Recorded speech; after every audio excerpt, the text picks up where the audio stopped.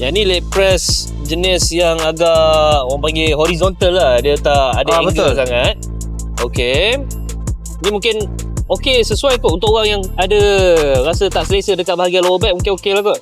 Ui, Steady. yang ni Yang ni dia bila membuat kan, dia rasa bahagian bawah. Oh. Dia masa turun tu, dia akan rasa sini.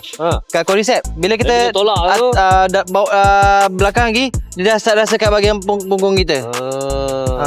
Okay. Sebab tu kata macam-macam variation mesin ada dekat Gym Paradise Selatan ni.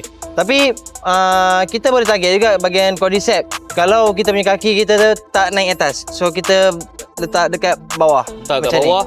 So dia still akan rasa dekat quadricep. Tapi kalau nak lebih rasakan hamstring, tinggikan sikit. Tinggikan sikit. Okay, kedudukan kaki tu penting lah. Yang ni quadricep, kalau yang ni hamstring. Tapi guys, kalau Amal buat biasa pun kan macam ni, bila turun dia lebih rasa macam tarik ke belakang. Dia boleh dia push kita ke belakang lagi. Tapi kena turun habis lah. Betul. Mak, kalau leg press macam ni kan, Amal main berat tak? Mesti Berat lah. berat.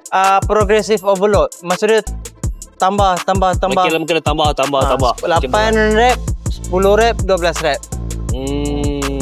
Menarik lah guys. Tapi yang pasti bila kita buat ni kan, dia safety sikit lah. Kalau kita tengok yang sebelah, bila turun tu agak scary sikit kan, nak tolak. Yang ni dia macam bila dah tak larat kan, dia tak ada bahaya. So bila kita lepaskan, dia ada safety. Betul. Jom lah kita try mesin sebelah tu. Jom. Stay tune guys, next video.